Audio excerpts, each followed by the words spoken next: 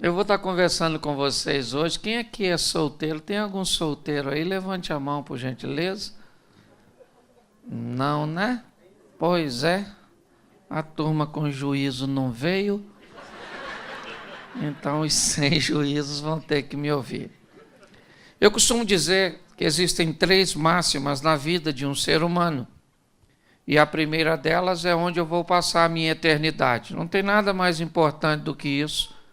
Ok? Pois essa vida aqui é passageira e ela é única. Hebreus 9:27, ao homem está determinado morrer apenas uma vez, vindo depois da morte o juízo.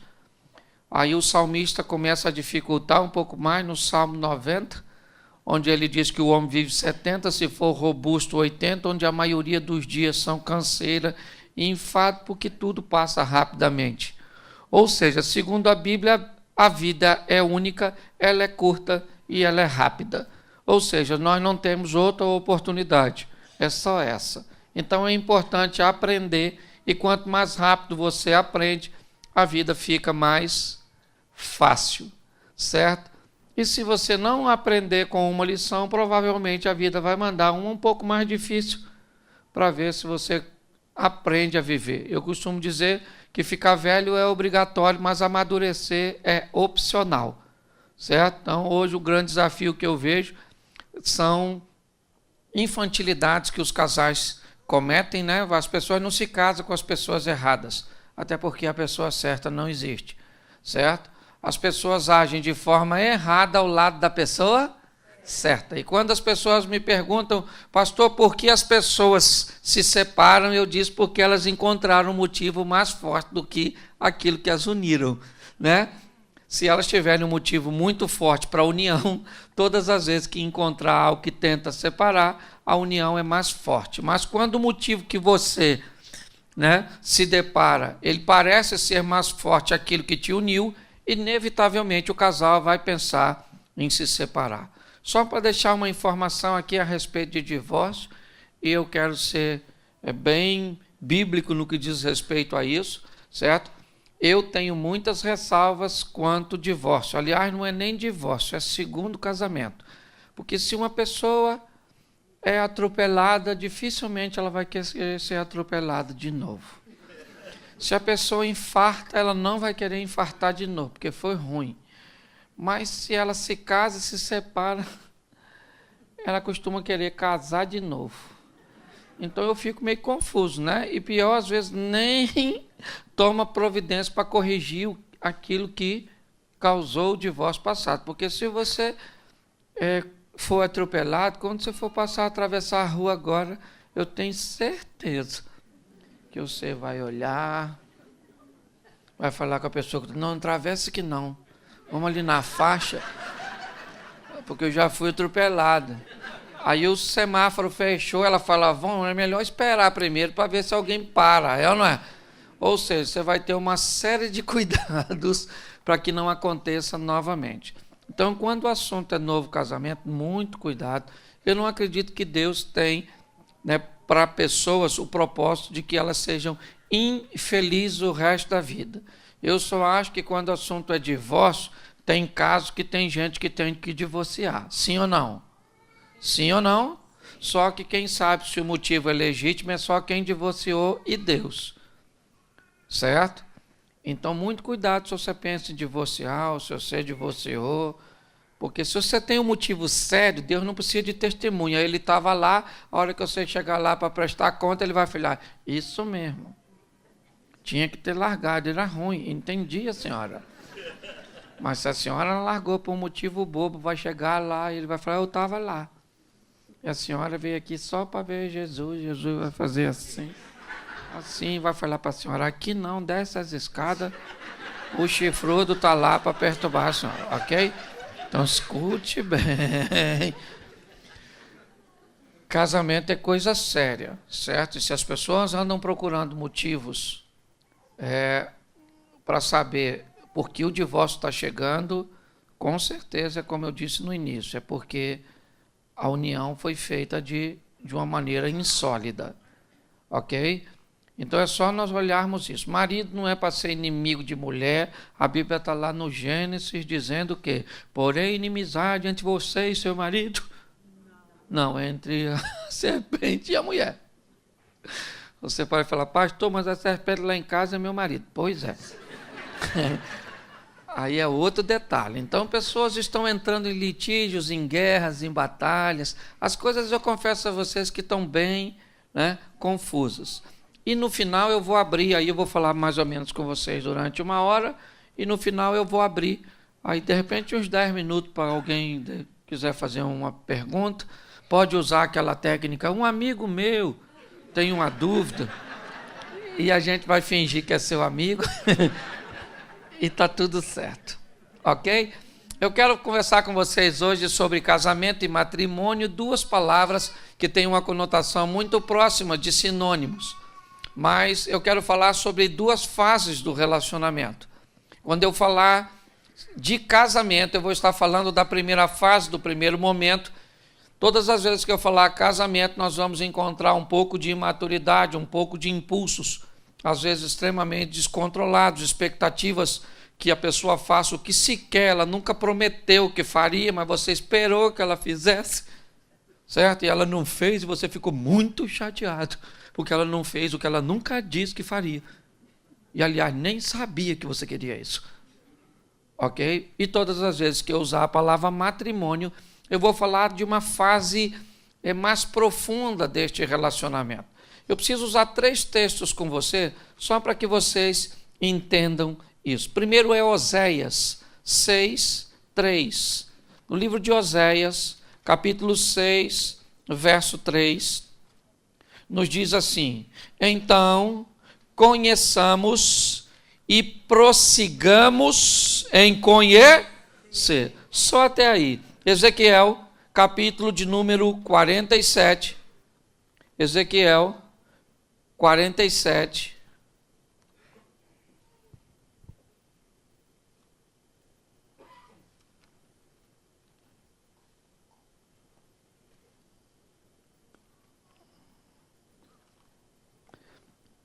Verso de número 3 diz assim: e saiu aquele homem para o oriente, tendo na mão um cordel de medir, e mediu 1000 côvados, e me fez passar pelas águas que me davam nos tornozelos.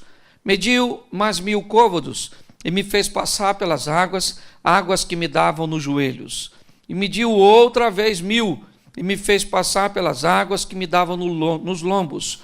E mediu mais 1000, e era um rio que eu não podia atravessar, porque as águas eram profundas. Terceiro texto, Jó, capítulo de número 42, verso de número 5. Jó, 42,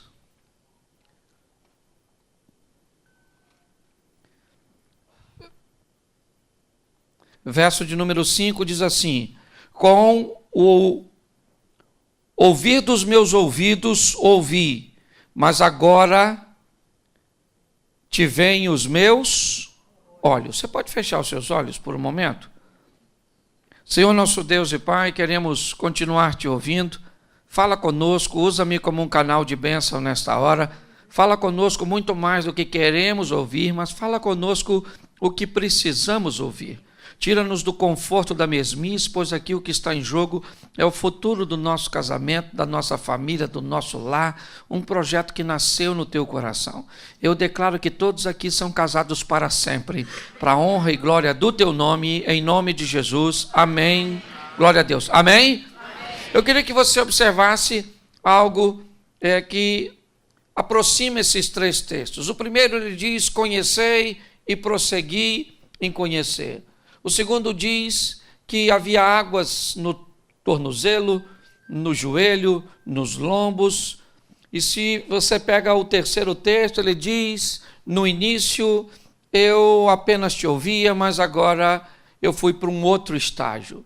Todos os 3 textos falam de uma evolução de relacionamento. Ele diz: conhecei, mas a partir da convivência você prossegue em conhecer, ou seja, você vai para uma nova fase do relacionamento. Quando olhamos aqui para Ezequiel, nós vemos algo que começa rasinho, mas que vai se aprofundando. Quando nós vemos o texto de Jó, diz que no começo é ouvir, é com experiências dos outros, mas agora ele diz, os meus olhos te veem.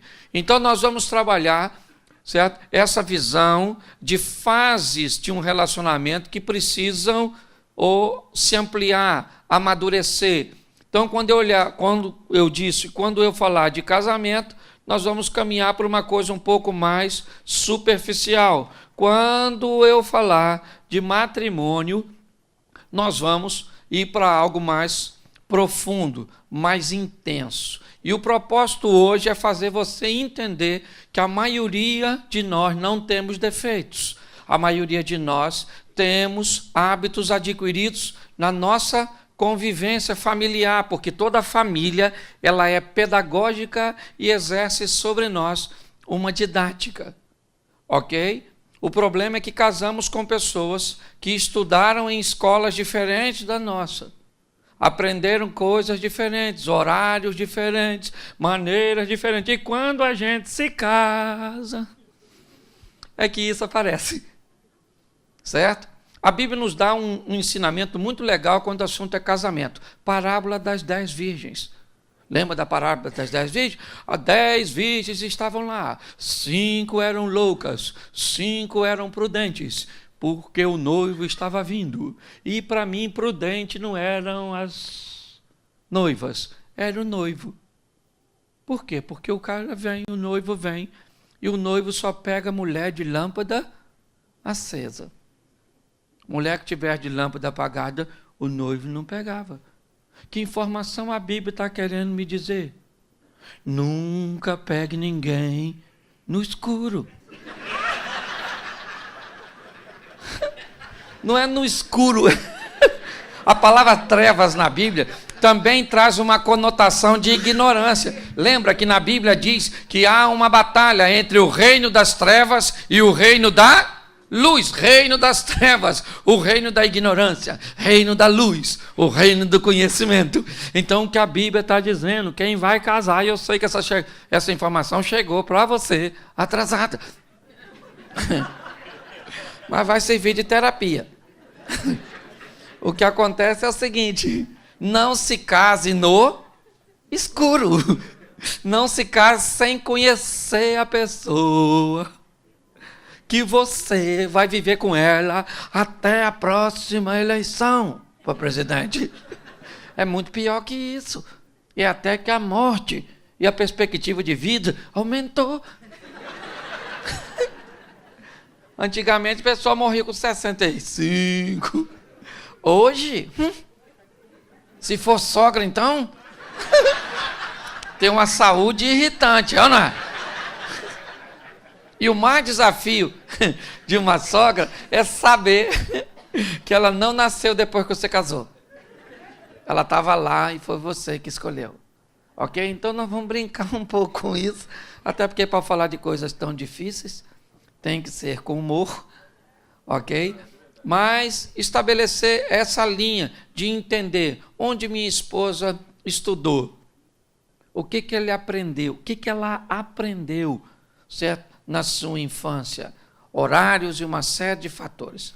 Mas nós vamos falar aqui, primeiro, né, sobre essa questão do casamento. Nós vamos definir casamento como expectativas. Então, problemas versus pessoas é igual a que resultado? Depende do tipo de pessoa. Ok? Todos nós temos problemas, sim ou não? Sim, se você não tem problema no casamento, provavelmente você não é casado. Você fez qualquer coisa na sua vida, você fez um acordo com a mulher, mas se você não tem problema, então você diz, pastor, eu tenho um casamento perfeito, para mim água limpa demais não dá peixe. Eu sou dessa tese. Por onde eu tenho passado, casamento normal é aquele casamento de fase. Tem época que está tudo que a gente não briga. Nossa, Jesus pode voltar que eu estou dentro. Mas tem aquela época que dependendo se ele voltar, ele nem entra, na verdade, na sua casa, que o troço está pegando fogo. E isso é muito legal. E isso é relacionamento sadio. Relacionamento sadio, salutar, não é aquele onde as pessoas não têm problema, e sim aqueles. Olha só, o que é casamento perfeito na minha definição? É onde o intervalo das brigas são longos e a intensidade é fraca. Se você fez isso, pastor, no começo a gente brigava uma vez por semana e tacava faca, copo, panela. Então estava ruim. E hoje vocês brigam? Hoje a gente briga de 6 em 6 meses. E taca o quê? Almofada, pano de prato. Significa que evoluiu bastante, na verdade. Sim. No começo você xingava a mãe, agora você já está xingando a avó. Vai diminuindo de intensidade, ok? Então, se nós entendermos isso, fica bem mais fácil. O grande problema é que quando nós vamos nos casar, nós temos algumas expectativas. E eu vou falar algumas que talvez você pensou, e se não pensou, você vai se adaptar. A primeira delas é a expectativa para definirmos casamento. Antes de casar, nós pensamos assim: o que eu sinto vai se manter ou vai aumentar. Quem não pensou isso? Hoje eu gosto dela, mas eu vou gostar muito mais. E mesmo se eu não gostar mais, só a intensidade que eu gosto já é o suficiente. Provavelmente você pensou isso, não precisa levantar a mão. Certo? Outra coisa que nós pensamos, o que sentimos sempre será mais forte do que tudo que vamos enfrentar. Pode vir o que vier. Provavelmente você pensou isso. Certo? Isso são expectativas que o casamento traz consigo. Outra expectativa, eu quero ir com você até a morte. Outra expectativa, o nosso casamento vai ser lindo. Certo? A nossa casa vai ser especial. Os nossos filhos serão bonitos, inteligentes e bem-sucedidos. Normalmente as pessoas que se casam com essa expectativa. Isso aí, o dia do nosso casamento vai ser sensacional, só vai ter gente bonita. Você só se esqueceu dos seus parentes. Não é verdade? Sim. Mas você faz planos, por quê? Porque não tem problema nenhum esperar quem está entrando num relacionamento, entra no relacionamento, ok, com boas expectativas, sim ou não? O problema é que toda expectativa não correspondida tem tendência a gerar algum nível de frustração, enquanto você se depara com resultado negativo, mediante aquilo que você esperava, isso pode trazer sérios problemas para você, certo? Então, se entendermos que as expectativas são boas, sim ou não, nós esperamos o melhor. É lógico que algumas pessoas, como eu disse no início, se uniram por motivação muito superficial. Então, às vezes, elas nem precisam de muitos problemas. Por exemplo, eu me casei para conseguir uma cidadania. Eu acho um motivo muito superficial para se deparar com os grandes problemas que o relacionamento. Eu me casei para fugir de casa, que eu não estava aguentando o meu pai. Pois é, saiu da mão do bandido e foi para do carcereiro. Só trocou de penitenciária. Não é? Sim.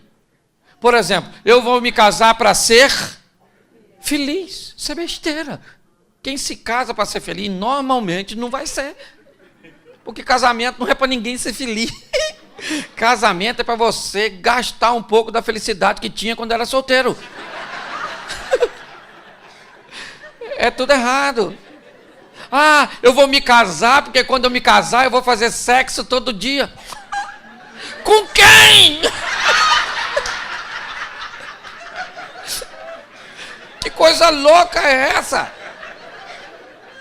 As expectativas, certo? Quando começam a estourar, nós vamos ter sérios problemas. E aí, como desistir é muito mais fácil do que prosseguir, a gente já entra logo com a palavra separação. Então, eu gostaria que você riscasse essa palavra do seu vocabulário de casamento. Nós não temos rota de fuga, nós não temos saída de emergência, nós não temos nada. É morte, morte, morte, morte e morte. E pasme para você, se morte é uma palavra feminina, é nós que morre primeiro. Homem, ainda tem isso, né?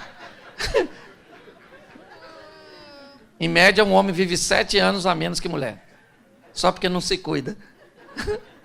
Sim, esse dia eu fui num culto, num evento, não foi um culto, foi uma palestra, tinha 40 viúvas e 3 viúvos.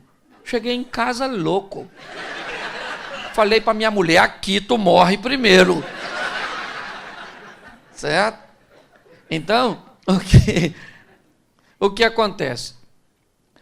Se nós entendermos essa dinâmica, ok, e tratarmos isso da maneira certa, eu acho que tudo vai ficar bem mais fácil. Esperamos tudo isso. E quando isso não se realizou? Vamos falar um pouco de escolas, né? Eu vou falar isso amanhã ou sexta-feira, eu vou estar falando sobre isso durante 2 horas nessa conferência que eu vim fazer. Mas vamos falar um pouco de escola. Onde eu estudei, onde eu fui criado, onde eu fui treinado. O que eu aprendi sobre fidelidade, sobre companheirismo, sobre romantismo, sobre gestão financeira. O que eu sei sobre sexo. O que eu sei sobre paternidade.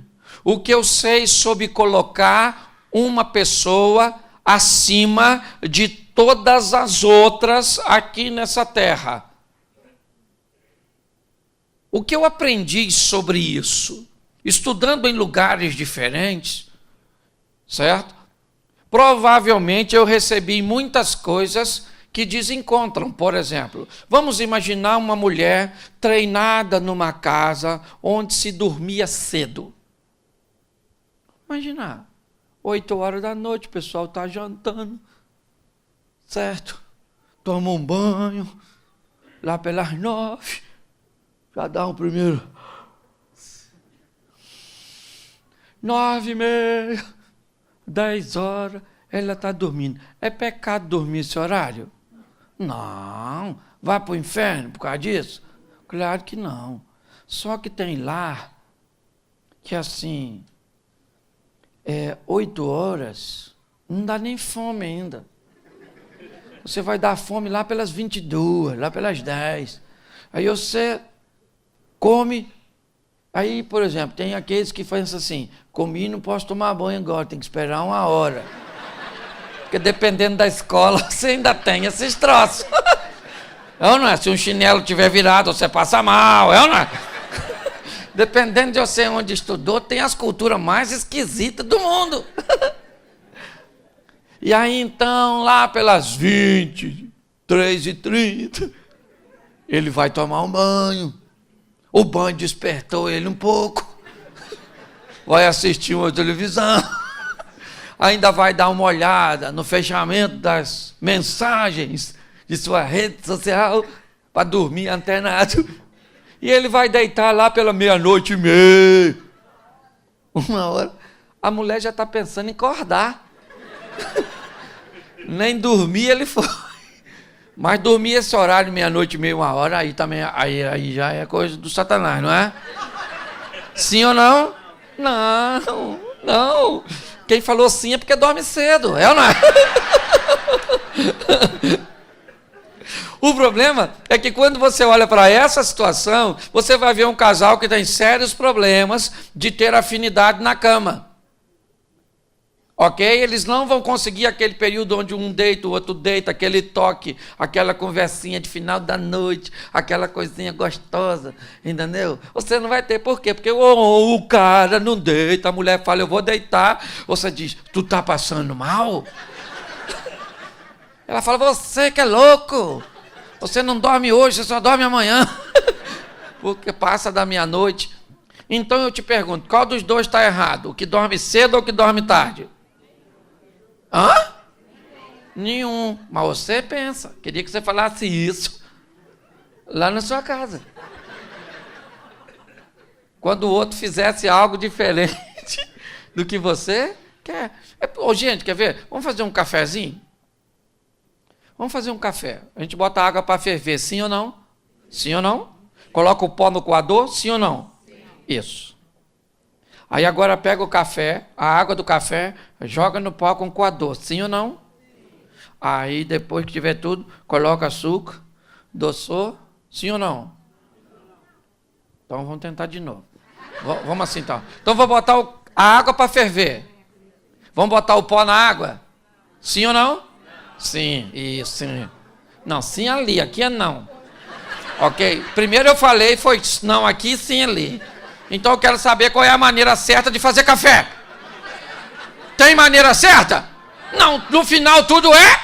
O problema é que um aprendeu a fazer café de um jeito e o outro aprendeu a fazer café. E aí, você não sabe fazer café. Então, baseado nessa informação, fala para o cônjuge aí, para sua mulher que está do seu lado. Eu vim aqui hoje para descobrir que você não tem defeito. Você só faz as coisas diferentes de mim.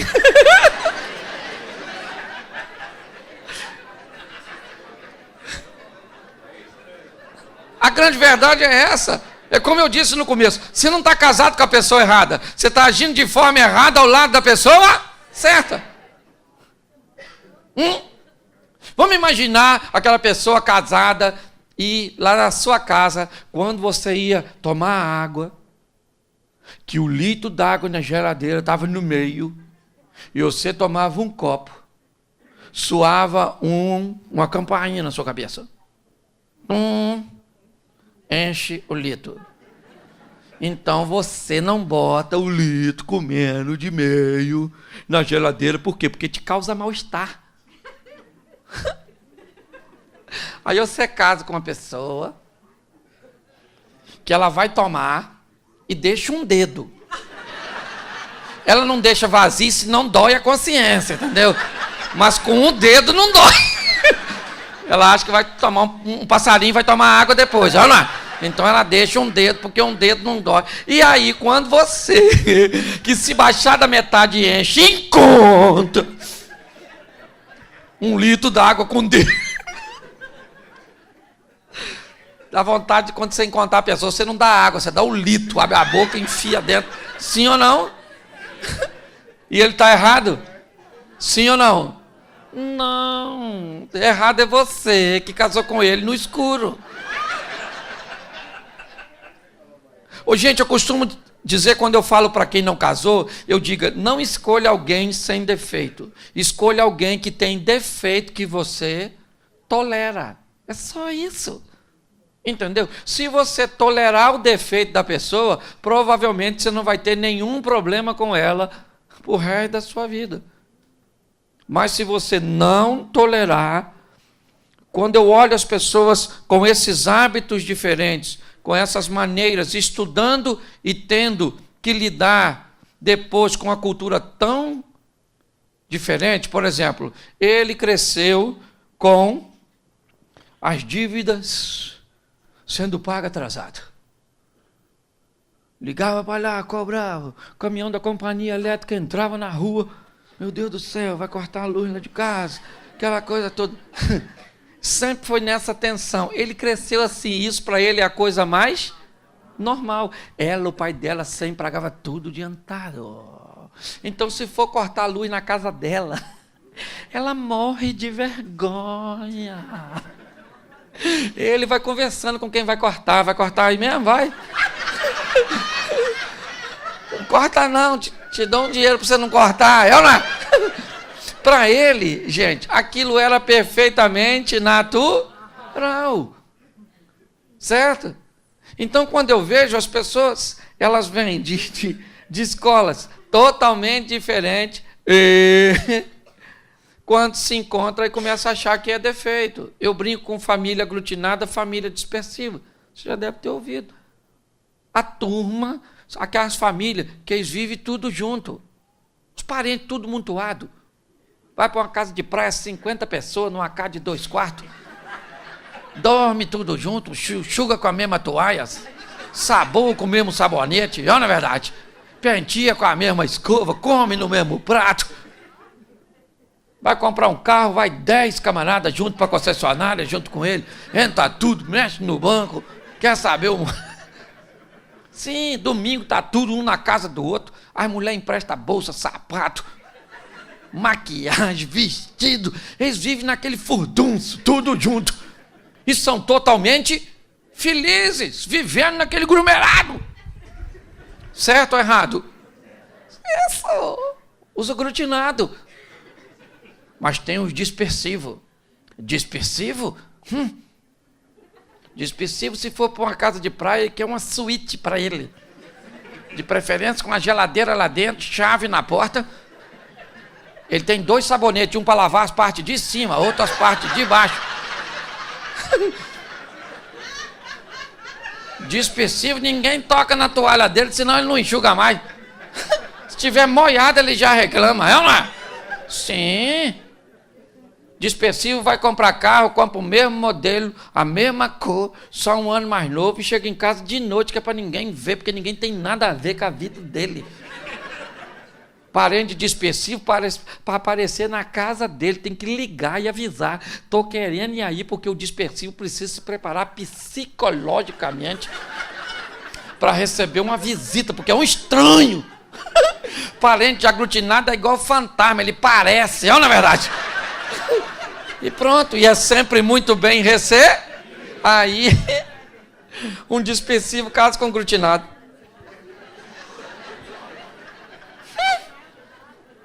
O parente do dispersivo chega na casa dele sem avisar. Olha o dispersivo falando com o marido. O que está fazendo aí? É minha mãe. Dana-se que é sua mãe. Tinha que avisar.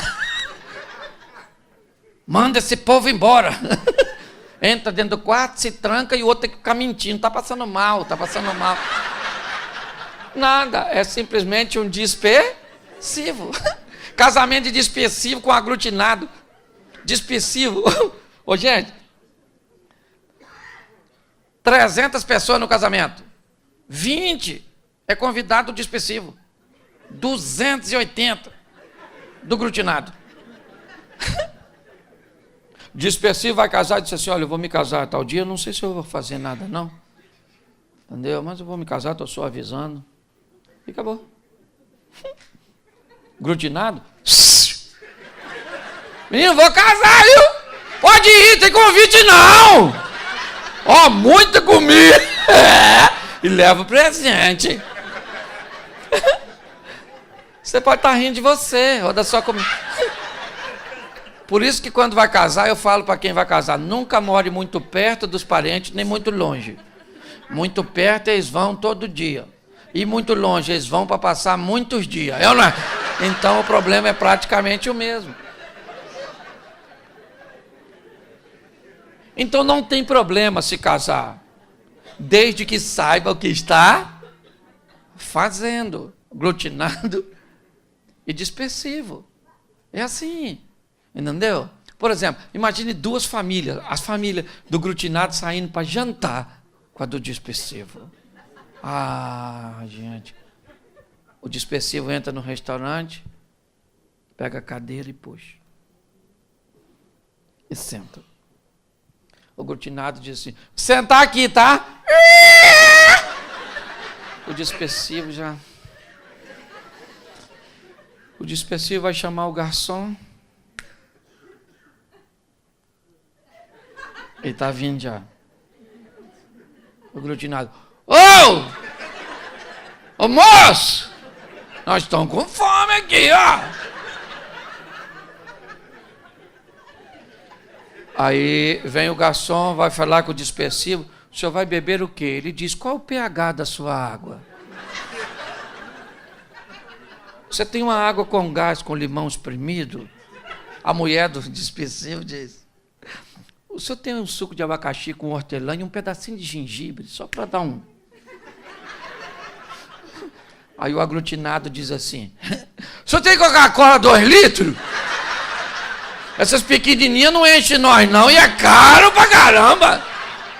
Pergunto eu pra você, quando é que as duas famílias saem de novo juntas? Então não são escolas diferentes. Um dispersivo visitando o caso de aglutinado. Eu sou aglutinado. Gente, tem uma coisa que eu entendo, é disso. Eu sou aglutinado. Eu gosto de furdunço, de muvuca, de gente.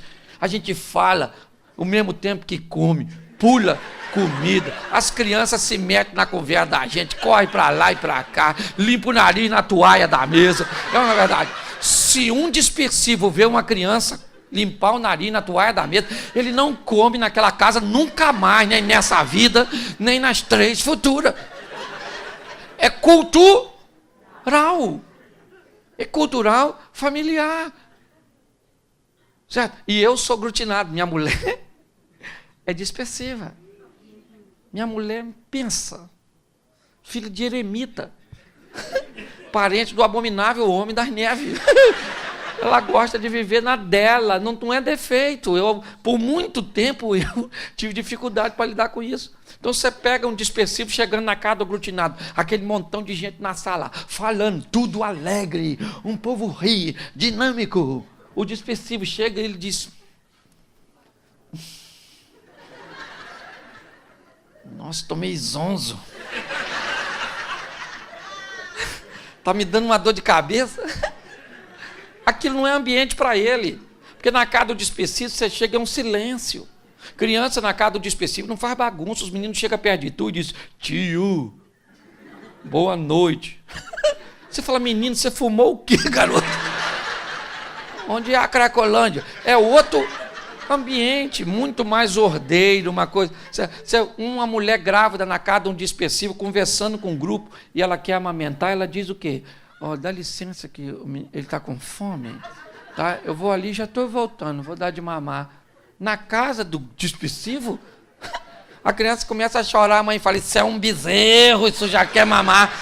Tira o peito, bota na boca do menino, na frente de todo mundo, porque ela não vai sair para não perder a piada.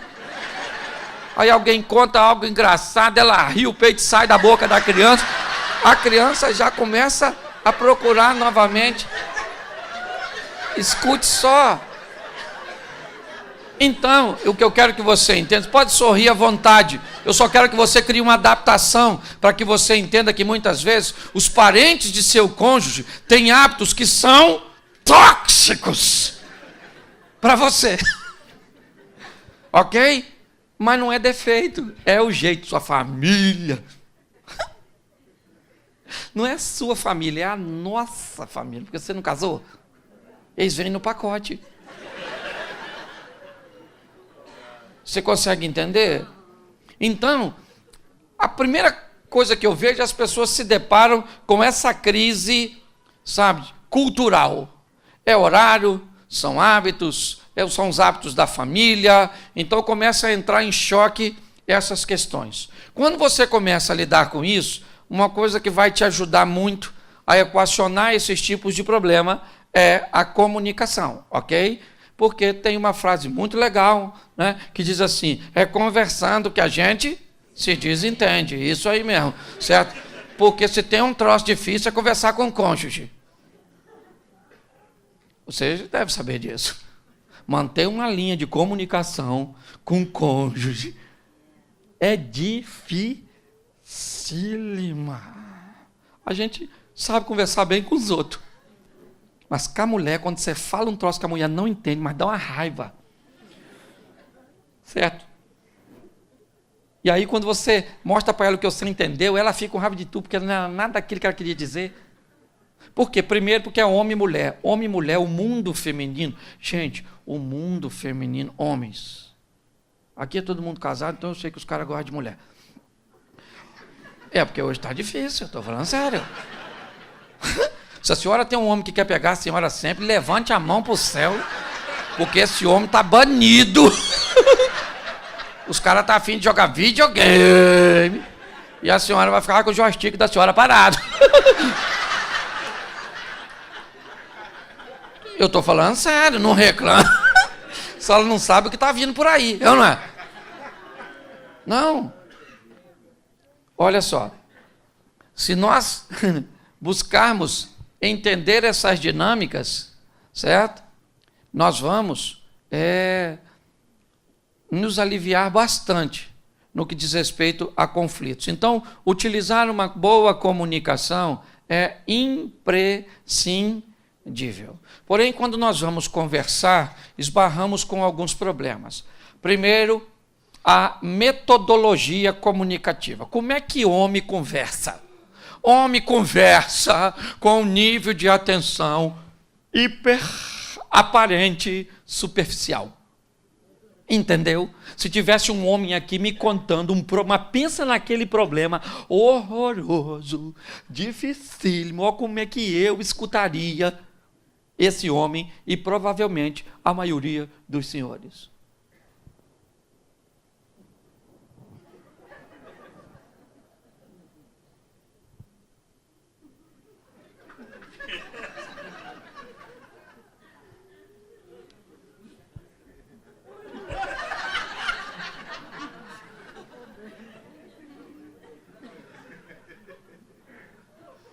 E o camarada entenderia que eu estou escutando ele.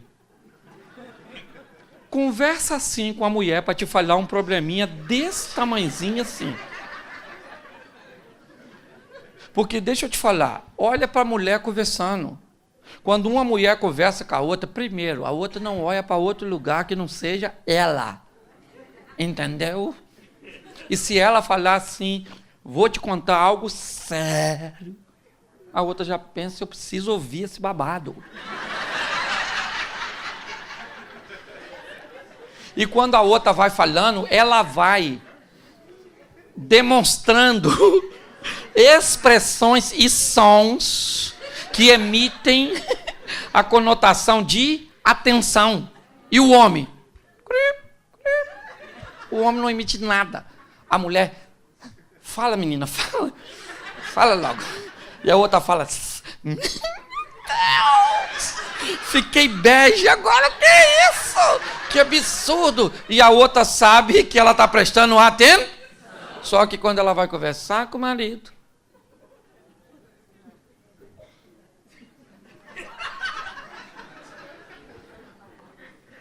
olha para mim, eu estou falando contigo. E ele diz, querido, eu escuto com o ouvido, pode falar que eu estou escutando. Vai falando aqui que eu vou arrumando minha gaveta. Ela falou, você é louco, como é que eu vou conversar com alguém que se consegue olhar na minha direita? Quem está errado, ela ou ele?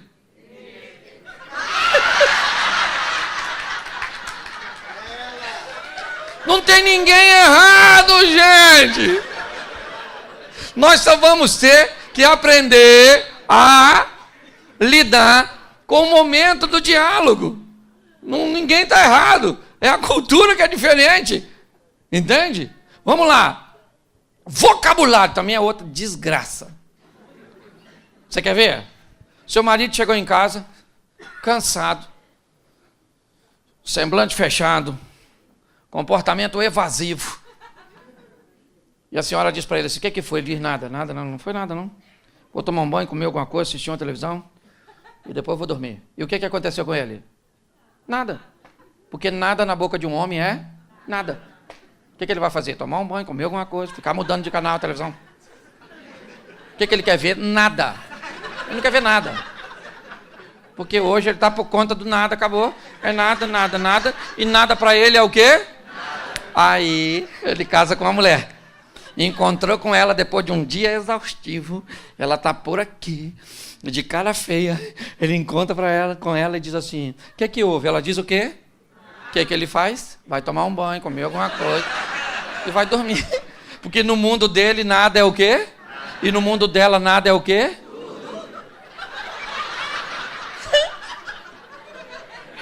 No mundo dela nada é o quê?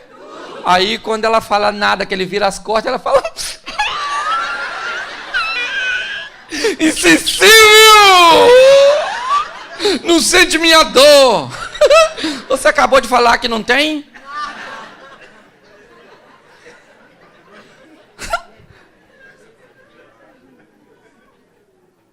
Quando nós começamos a entender isso, Então você chegou em casa, querido, primeiro, chegou em casa, a mulher está de cara feia, faz o que diz a Bíblia, fugir da aparência do mal.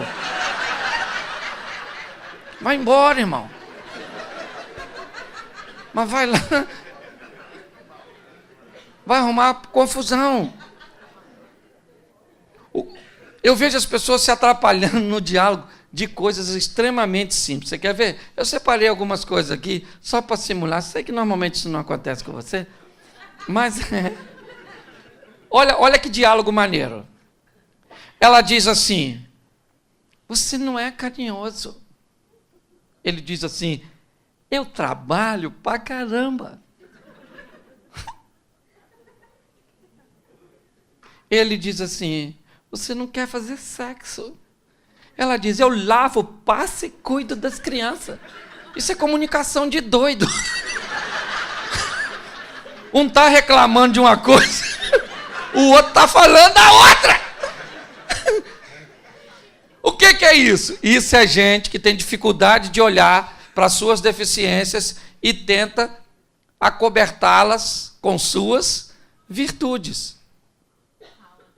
Você consegue entender? Quando alguém reclama de alguma coisa, ele não está dizendo que você não faz outra. Ele está dizendo que você não faz, você não é carinhoso. Mas eu trabalho, menino, o assunto aqui não é trabalho, é carinho. Ah, mas eu trabalho, então manda o Ricardo para cá. Se você não é capaz de trabalhar e fazer carinho na sua mulher, contrata o Ricardão que ele faz. Porque um homem tem que trabalhar e fazer carinho. A mulher tem que cuidar das crianças, tem que fazer as coisas e ainda tem que... O cara vai pegar quem se não for a senhora? Ô, gente, são coisas básicas. Gente, um homem para ser feliz... Tem mulher aqui? Levanta a mão. Isso. Um homem para ser feliz, querido, só precisa de duas coisas. Comida e sexo. É barriga cheia, saco vazio. Eu estou falando para adulto, ok? Não estou aqui falando pornografia, não, ok? Por favor. Eu estou usando um linguajar claro, não estou aqui para vulgarizar nada, não. Mas o que um homem quer? Isso. E olha como as mulheres são más. Ela briga com o marido, quais são as duas coisas que ela para de fazer primeiro? Quer comer, vai lá e esquenta. E nesse corpinho, nada. Agora, em contrapartida, homens, uma mulher precisa de 3 coisas para ser feliz. 3. Primeiro, mulher precisa de amigo. Mulher precisa de amigo. Ela precisa desabafar, falar, ser ouvida, assistida, sentida. Entendeu? Então você tem que ser o amigo da sua mulher para cantar para ela. Como vai você? Eu preciso saber da sua vida. E deixa ela falar, olha no olho dela. Entendeu? Gesticula. Isso é um homem bom. Segunda coisa que a mulher precisa, um amante, o cara da cama. O cara que vai passar o cerol fininho. Você também tem que ser esse cara. Pegar a dona, falar, dona, não. Isso. E terceiro, a mulher precisa de um sacerdote. Ela tem que ver o homem orando na sua casa, ungindo o travesseiro dos seus filhos. Isso. Falando, Senhor, abençoa essa mulher, abençoa esse menino, toma o nosso negócio, o nosso casamento. Mulher gosta disso. E quando você for fazer isso, sacerdote, fala alto. Propaganda é a alma do negócio. Ora baixinho, não. Fala, Senhor! Ok? Então, o que eu vejo hoje? A mulher reclama de um negócio que ele não faz. Ele diz o quê? Eu não faço isso, mas eu faço aquilo. Aquilo que você faz não corrige o que você não faz. Então, quando alguém estiver fazendo uma reivindicação, entenda que você não deve se justificar com aquilo que faz. Você tem que olhar aquilo que não faz e começar a fazer. A grande questão que nós precisamos aprender também, queridos, é que todo mundo que se corrige precisa ser recompensado e reconhecido. Porque isso é importante. Certo? Você premiar alguém que fez algo que não fazia, certo? Isso está indicando para a pessoa, você está no caminho certo. É importante. Às vezes, isso é mais do que a sua? Sim, é. Mas essa frase diz para essa pessoa que não vale a pena melhorar, porque não vai haver reconhecimento nenhum. Premiar a pessoa é muito importante, é motivação. Nós precisamos fazer isso. Então, hoje eu vejo muitas pessoas se deparando com essas situações. Fora na comunicação, alguns erros primários, como, por exemplo, tentar dialogar num ambiente hostil. Gente, deixa eu falar uma coisa para vocês, sem medo de errar, trabalhando com casais, há quase 20 anos eu descobri, uma noite de sono resolve mais de 50% dos problemas. Vá dormir. Ficou ruim demais? Está insustentável? Tá. Diz, olha, querido, vamos deixar Deus agir e vamos dormir. Não estou com sono. Então fica aí acordado, mas eu vou dormir. Sai fora. Ok? Ajuda bastante. Por quê? Quando você está nervoso, você respira menos. Seu cérebro recebe menos oxigênio. Então começa a não ter mais coordenação entre o que você está pensando e o que você está... Aí é que... Gente, o que é dito nessa hora para consertar depois? Você quer ver? Mulher nesse ambiente mental, olha o que acontece. O marido fala para ela assim, fala baixo. Fala baixo, entendeu? Ninguém tem nada a ver com os nossos problemas. E ela fala, não estou gritando! Porque a hora que eu ficar nervosa, você vai ver! Ela sabe que está gritando, sim ou não? Não.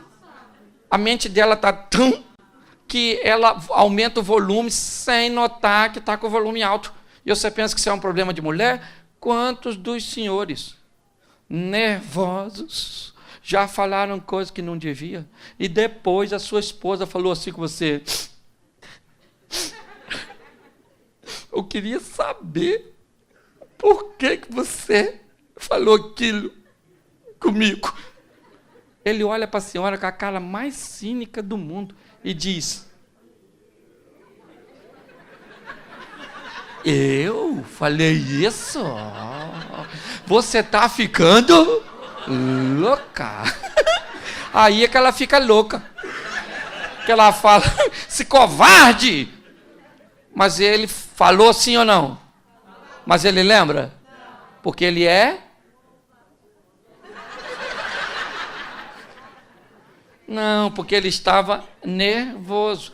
Então, quando você não está bem mentalmente, cala essa boca sua. Que vai sair coisa que depois para colocar para dentro fica ruim. Outra coisa que você tem que saber na comunicação, evite ironia, porque tem gente... Amor, mamãe vai vir para cá mês que vem. Sério? Nossa, vai ser tão bom. Não seja irônico. Vai devagar, cuidado com a tolerância. A mulher falou para o marido assim, amor, me traz café. Ele falou na xícara, ela falou, não, joga no chão e traz com rodo. É ou não é?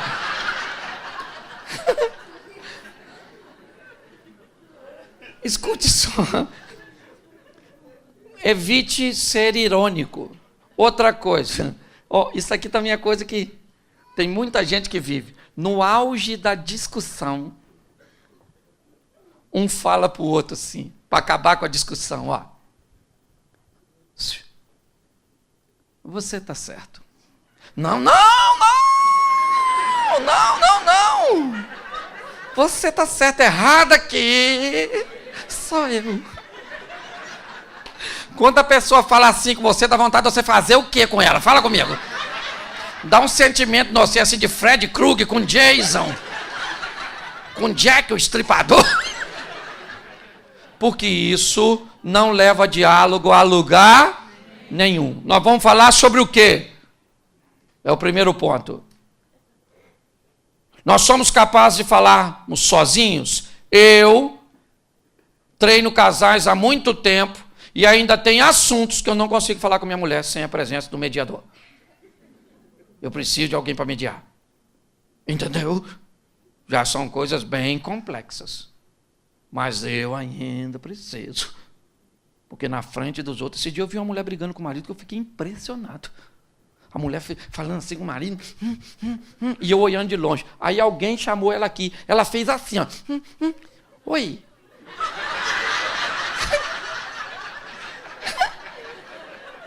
Eu falei, ela é louca, deve ser bipolar. Não, o que estava acontecendo aqui? Aqui ela não queria controlar suas emoções, e aqui ela queria continuar vendendo a sua imagem. Mesmo sem notar, estava todo mundo vendo que ela estava ridícula mediante aquela situação. Então, nós temos que entender essas questões de diálogo. Eu vou falar sobre o assunto, não adianta eu falar da minha virtude. Não adianta. Nós estamos tratando de um problema que precisa melhorar, então não há justificativa, certo? Que acabe me dizendo que eu não preciso melhorar naquilo que eu sou deficiente. É só nós entendermos. Outra coisa que eu queria dar uma dica para as mulheres é: seu marido, ele não quer mandar. O importante para um homem é os outros pensar. Eu não estou brincando, mulher. Vocês estão rindo? E eles também, mas eles sabem. Eu estou aqui para te ajudar. A gente não quer bagunça, não quer encheção de paciência. A gente só quer moral. Se os outros souberem que quem manda é ele, um homem de barriga cheia,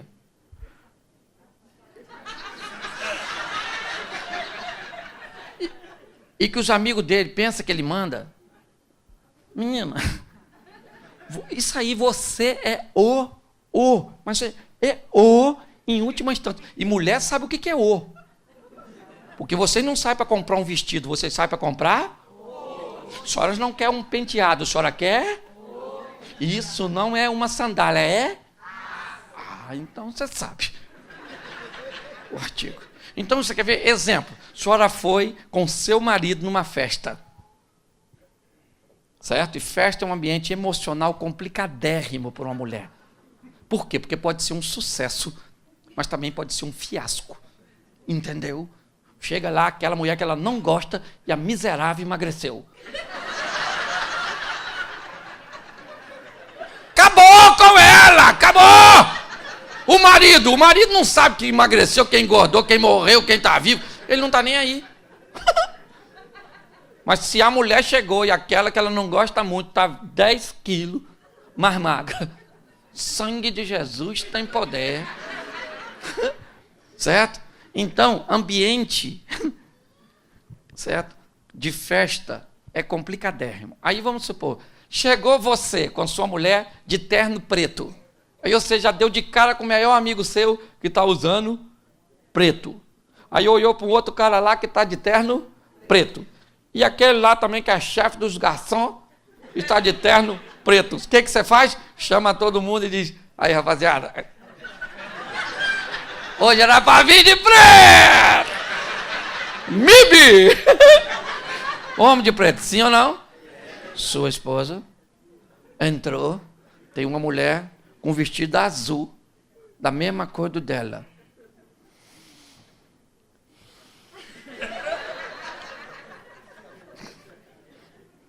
Vamos embora agora. Eu nem entro nessa festa. Deixa eu te explicar. Imaginemos, só para me construir um ambiente mental. Você acabou de chegar, se enturmou com seus amigos, está falando do futebol, da política, a conversa está maravilhosa e a senhora acabou de ver algo que a desagradou. A senhora quer ir embora imediatamente. O que a senhora faz? Já faz aquela cara de: vem cá, vamos embora agora. Os amigos dele ficam olhando. Por que você chamou de cara feia? Os caras olham. Olha lá, tá chamando a atenção dele, tá chamando a atenção, ó. A minha fez isso comigo na outra vez. Olha lá, tudo a mesma coisa, vai fazendo a gente passar vergonha. Ele vai embora com a senhora, sim ou não? Mas vocês vão brigando dentro do carro. Você não podia fazer isso. Isso é um absurdo, acabei de chegar. Mas olha, se a senhora for uma mulher sábia e cheia do Espírito de Deus. Amor! Vem cá, querido. Olha discretamente aquela mulher que está lá no canto, lá no cantinho, lá no cantinho. Está com o vestido igualzinho, a mesma coisa que eu. Eu não vou ficar aqui, não. Ó, faz o seguinte, vai lá para perto dos seus amigos, espera uns 10 minutinhos e fala com eles que você quer ir embora. Aí me chama para ir, eu vou fingir que não quero. Aí você insiste, eu vou ficar chateado, mas eu vou. Aí você vai sair daqui mandando em mim, eu vou embora porque estou afim e está tudo resolvido. Com a proposta dessa, o cara está dentro. Lá vai ele. Nossa, gente, não estou passando bem. Falar com a mulher que nós vamos embora. Aí alguém fala assim, mas vocês acabaram de chegar. Dane-se. Quando eu falo é lei.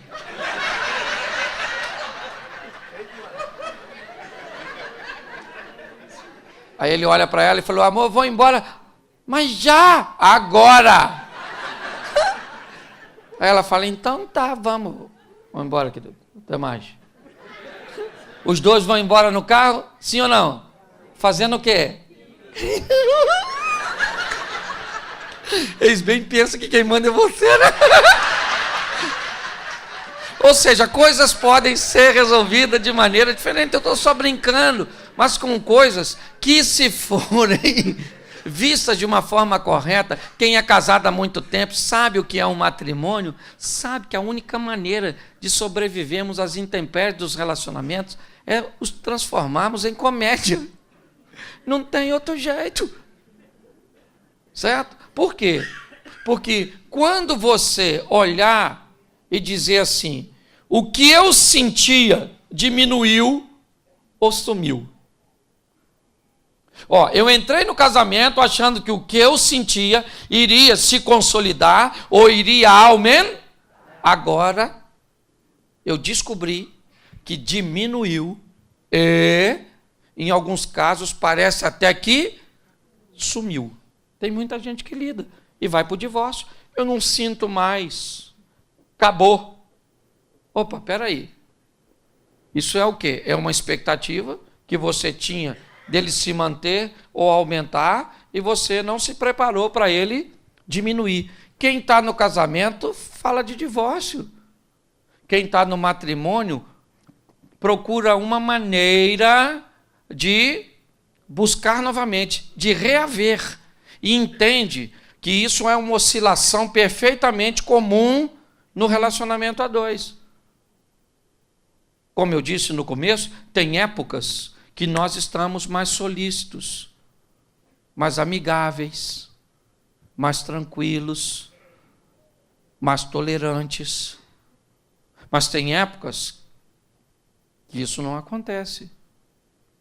E quando isso acontece num ambiente onde as pessoas só são casadas, a primeira conversa que tem é divórcio.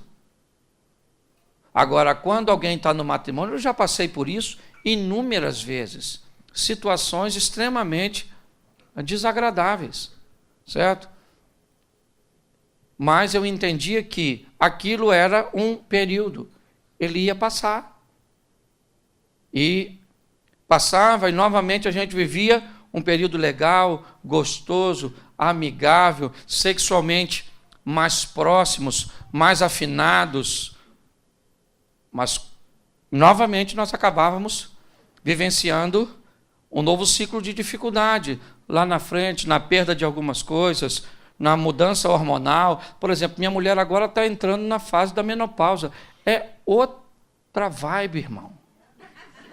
É outra. Tem um negócio de um calor. Esse dia eu estava em casa, meu irmão, 17 graus, estava o ar. Do nada a coberta sumiu. Eu no Rio de Janeiro pensei logo assalto. Olhei para a mulher, ela falou, meu filho, que calor é esse? Eu olhei, estava 17. Falei, o Satanás deve estar deitado do outro lado dela para estar tão quente assim. O que é? Apenas uma questão hormonal. Não, ondas de calor. Se abate sobre a dona. Então, muita coisa que eu sentia por minha mulher, de vez em quando eu procuro e não encontro naquele momento. Mas é só esperar. Espera um pouco, lá na frente volta um pouquinho, certo? Outra coisa que nós olhamos, esse problema é muito grande. Nós estamos enfrentando um problema muito grande.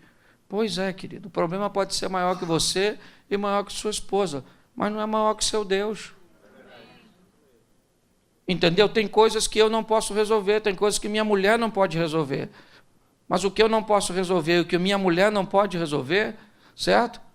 Eu coloco nas mãos de Deus. Então tem problemas, como eu disse lá, com você eu sou capaz de enfrentar tudo. Eu descobri no matrimônio que com minha mulher eu não sou capaz de enfrentar tudo, mas com meu Deus eu sou capaz de enfrentar tudo. Sim, entender essas variáveis do casamento. Outra coisa, frase que eu escuto, meu casamento é uma droga. Se o seu casamento é uma droga, você é um viciado.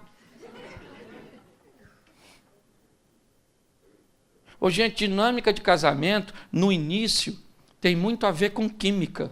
Sim ou não? Sim, mas depois tem muito a ver com criatividade. Nós temos que... E homem, hein? Homem. Depende muito de nós, homens. Vou botar essa responsabilidade em nós. Porque mulher, normalmente, elas vão, só se ela for muito ruim mesmo. Mas, normalmente, quando o cara ele cria um ambiente gostoso, um negócio, criatividade, a mulher reclama muito disso. Pastor, isso tem nada na cabeça, não. Não faz nada de novo comigo. Aí eu pergunto, mas o que você quer? Ela falou, eu não sei, eu quero novo, legal. Sim. Como é que nós vamos resolver nossos conflitos, nossas dinâmicas? Certo? Então, se nós entendermos algumas outras coisas importantíssimas, também pode ajudar. Quem tem filho aqui, levante a mão. Pois é, deixa eu te falar uma coisa. Nós fomos treinados em cavernas. E treinados em cavernas, nos transformamos em guerreiros. Como guerreiros, construímos palácios. E nos palácios estamos cuidando de nossos príncipes. E esse é o problema dessa geração de filhos. Primeiro, porque a grande parte dele são hóspedes na nossa casa. Hóspede. Eles não fazem nada. Come, bebe, dorme. E se tu pedir para fazer alguma coisa, ainda fica indignado pelo valor da mensalidade que paga para estar lá. Quem aqui sofreu bastante no início da vida, levante a mão. Levante aí, só a turma que sofreu um pouquinho. Pois é. Quem aqui não gostaria que seu filho nem neto sofresse nada, levante a mão. Pois é, claro, está errado isso. Eu queria que você lembrasse que um pouco do que você é resultado de alguns dos seus sofrimentos. Carne na nossa casa era que dia? Que dia? Domingo. E a CUT? Se tomasse mais de um, morria, lembra? A gente tinha essa ameaça em casa. Sim ou não?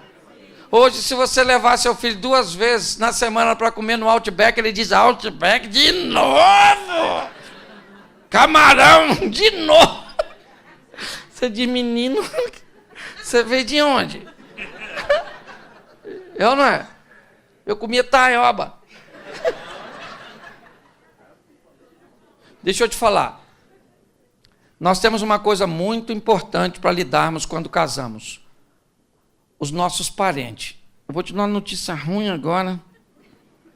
Depois que você casa, a família, sua mulher e seus filhos. O restante é tudo parente. Sua mãe não é mais sua família.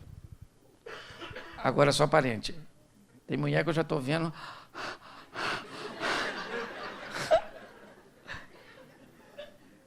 E outra coisa, se você é casado, sua mulher é mais importante que seu filho.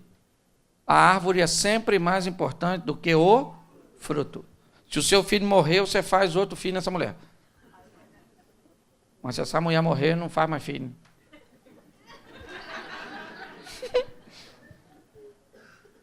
Então deixa eu falar uma coisa para você. Eu amo meus filhos de paixão. Agora nasceu um neto lá e diz que neto... que diz que avô é um burro que o filho amansou para o neto montar. Eu ainda não sei não, mas vou falar uma coisa para você. O meu está com 2 meses, meu neto. Mas eu amo meus filhos, eu amo. Mas não tem nada mais importante nessa vida que minha mulher. Ah, pastor, o senhor fala isso, mas ela pode trair. Pode. Ah, mas o senhor fala isso, mas ela pode arrumar outro. Pode.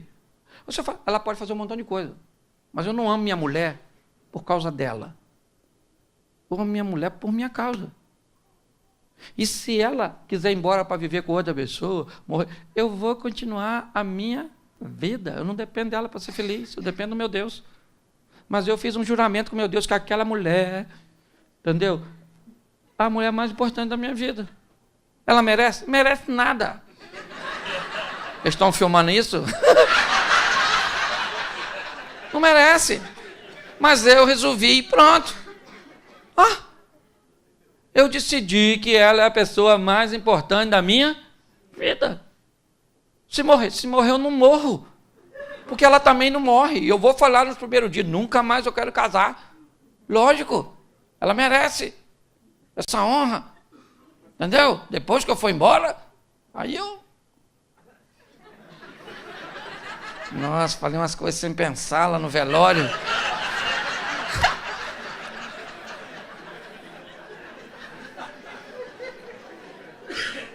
Deixa eu te falar, tá assim, ó. De camarada que casou e a mãe ainda governa ele.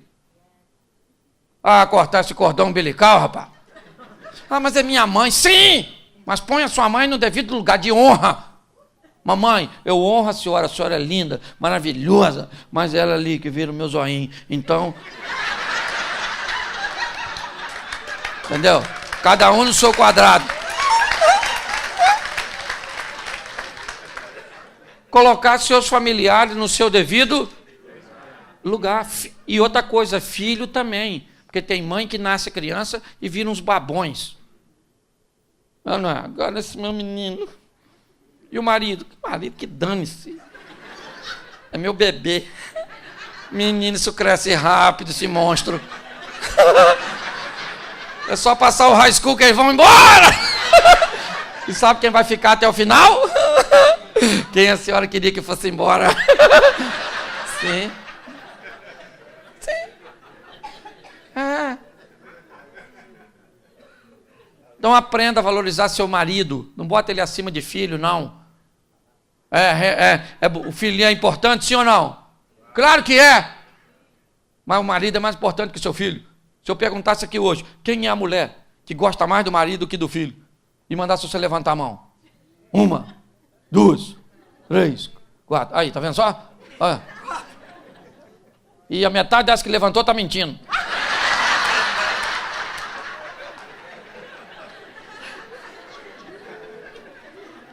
Escute só. Outra coisa, chegou em casa, hoje é muito conflito. E normalmente, aqui é diferente, talvez para o ambiente de vocês, mas todas as vozes que se transformam comuns, elas perdem força. A voz de um líder tem que ser pouco ouvida. Quando o leão ruge na África, tudo cala a boca. Quem está rugindo é o leão. O que nós temos que entender, em casa muitas vezes a voz que é pronunciada mais vezes, normalmente ela perde força de autoridade. Por isso que a voz do homem, normalmente, tem mais força do que a da mulher. Por quê? Porque tem menos. Não, é porque a voz da mãe, o filho às vezes escuta o dia todo. Então quando chega a voz, vai tomar banho! A mãe fala, já mandei 50 vezes. Mas uma vez que o cara mandou, é ou não é? A voz, é importante nós entendermos isso. E o filho tem uma psicologia, pensa. Eu acho que tem uma faculdade de psicologia na barriga. É um intensivo de 9 meses. Um internato. Porque as crianças, eles são habilidosos demais. E outra coisa, eles começam a tentar colocar um contra o outro para ver se isso é possível. Pede um negócio à mãe, a mãe diz não. Ô pai, se a mãe falou não, pai, posso pegar uma maçã? Pode. Aí ele vai lá e pega. Menino, quem mandou você pegar a maçã? O pai. Ô querido, você mandou comer maçã? O almoço já está na mesa. Não mandei não. E a criança fica lá, otário. Sim, eles escutam tudo. Eles brincam igual o pessoal do FBI. Eles ficam brincando assim, escutando assim, ó. Depois sabe tudo que você falou.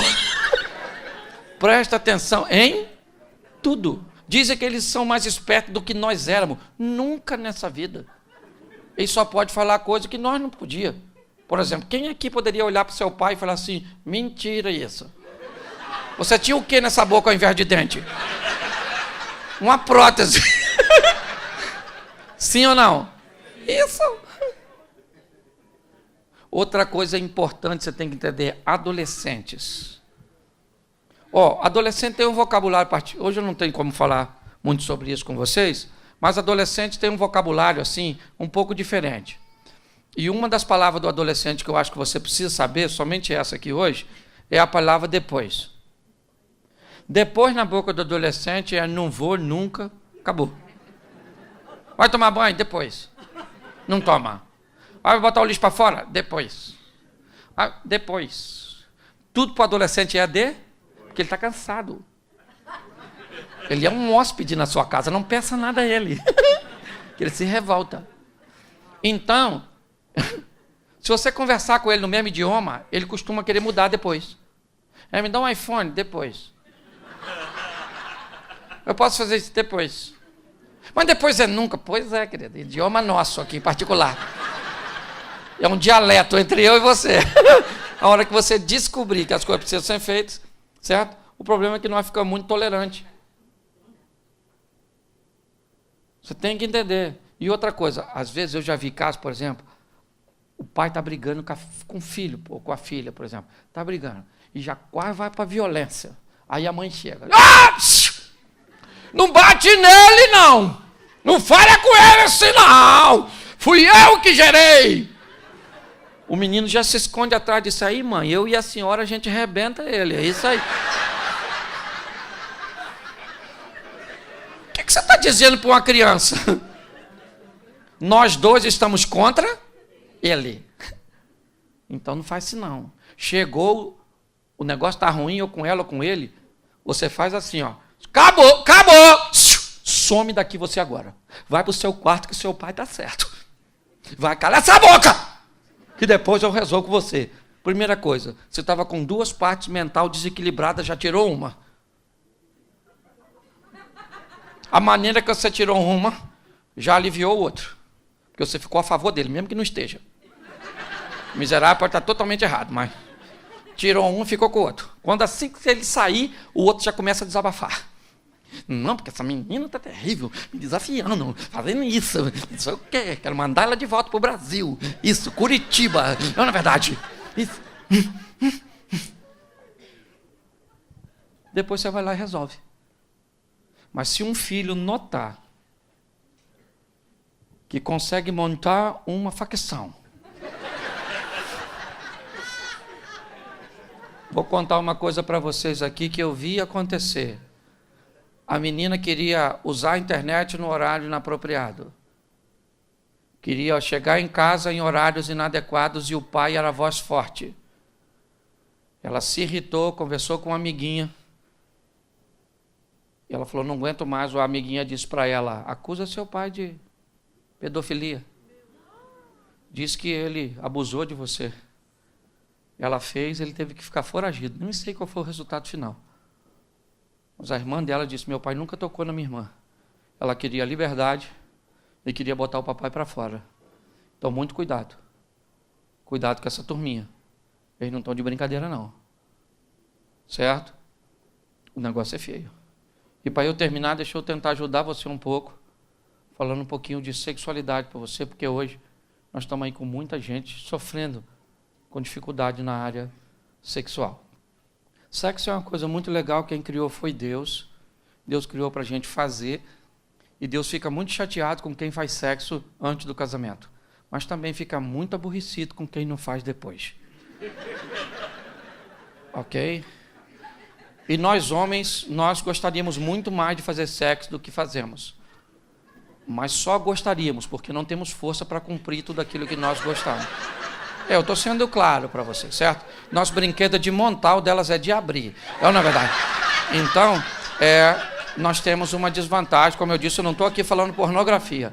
Eu só sou objetivo e muitas vezes que eu falo de maneira chula, aparentemente, tenho o propósito de fazer a sua mente só captar, porque fica tão grosseiro às vezes que você não esquece mais, sai daqui até falando para os outros. Eu não. E é isso que eu quero. Ainda que vai falar mal de mim. Não tem problema não. Então o negócio é o seguinte. Homens, eles fazem sexo normalmente por motivo diferente de mulheres. Vocês devem viver aqui uma vida bem atarefada, certo? E aí isso deve dar um desencontro muito grande, porque o cara estressado, ele quer sexo. A mulher estressada, ela quer falar. A mulher, para fazer sexo, ela tem que estar muito legal, muito zen. Por quê? Porque, segundo a Bíblia, nós somos compostos de 3 coisas: corpo, alma e espírito. Então, e um homem, ele vai para a cama sem alma. Mas a mulher, ela só vai se a alma for primeiro. O homem não consegue entender isso. Entendeu? Então, a mulher para ir para a cama, legal. Eu não sei se ela foi igual. Vamos lá, que eu vou ficar lá, parada. Certo? Você tem que mandar a alma dela primeiro. A alma vai para a cama, o corpo vai depois, aí a alta performance, alto desempenho, certo? Homem não. Homem, se a mulher dele falar assim, vamos para a cama, ele diz para a alma, tá afim? Se não, espera aí que eu estou voltando. É 10 minutos só. Eu estou voltando. Hoje nós temos um problema sério, pornografia. E pasme vocês, estatísticas andam dizendo que mulheres estão acessando mais a pornografia do que os homens. Principalmente na adolescência. O negócio está bagunçado. Uma sexualidade sadia, certo? Porque Deus fez tudo direitinho. Então, deixa eu falar uma coisa para você. Homem. Mulher gosta de sexo. Sim ou não, mulher? Sim ou não, mulher? Sim. Mas mulher gosta de serviço bem feito. Serviço bem feito, a cliente volta. Qualidade total, entendeu? Eu sei que para nós, um homem... Primeiro que o homem conta dias que não faz sexo. Ele olha para a mulher dele, você sabe a última vez?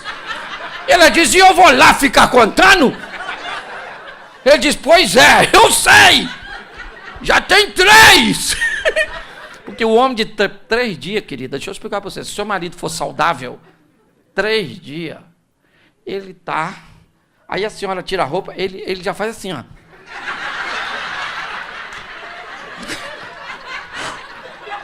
Aí a mulher fala assim, calma, cara, eu não vou sair daqui, não. Eu não vou fugir.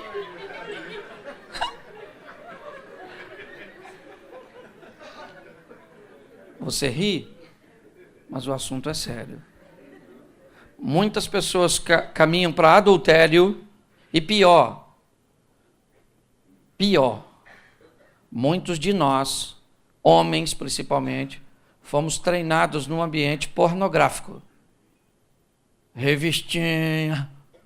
Lembra? Lembra? Você lembra? Lembra?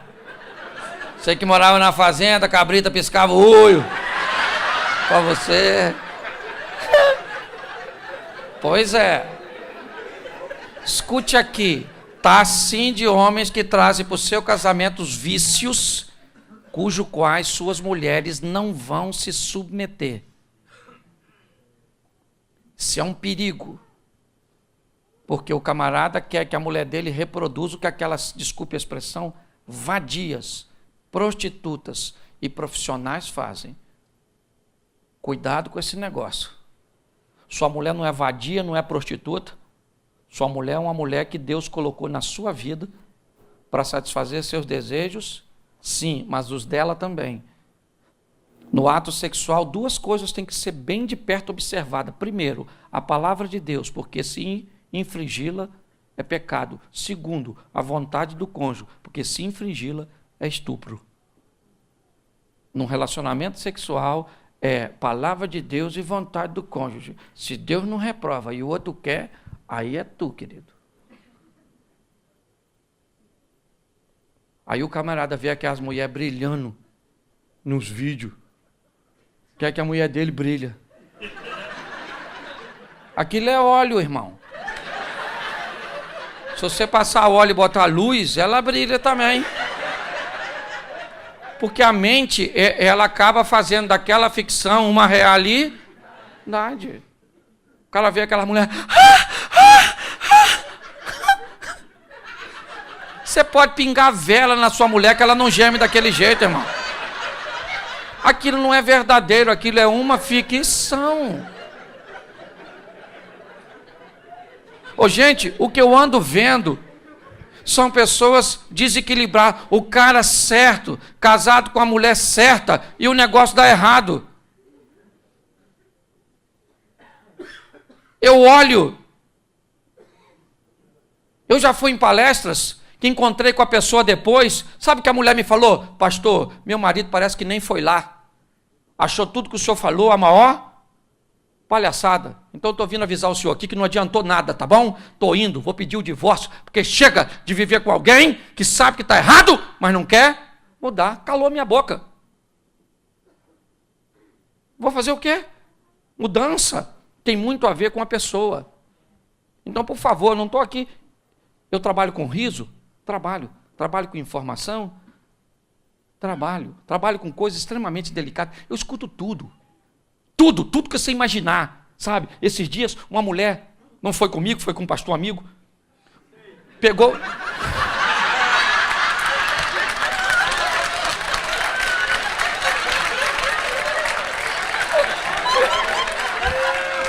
Provei do meu próprio veneno.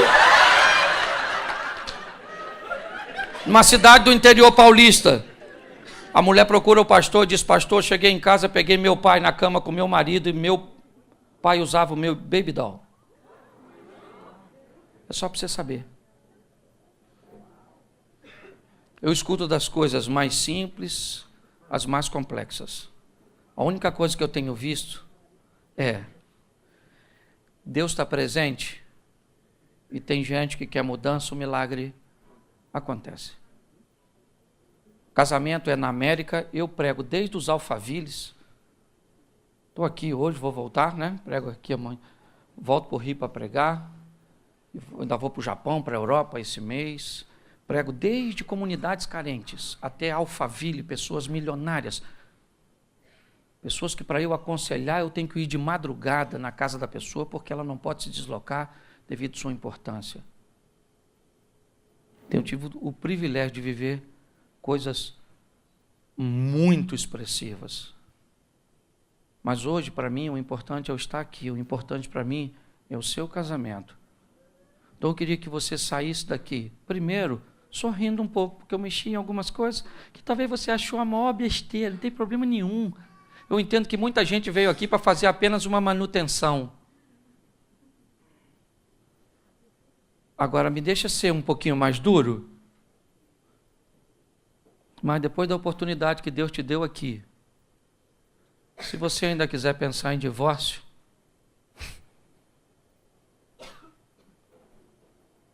o dia que for prestar conta, lembra dessa palestra aí, da oportunidade que Deus te deu aqui nessa igreja.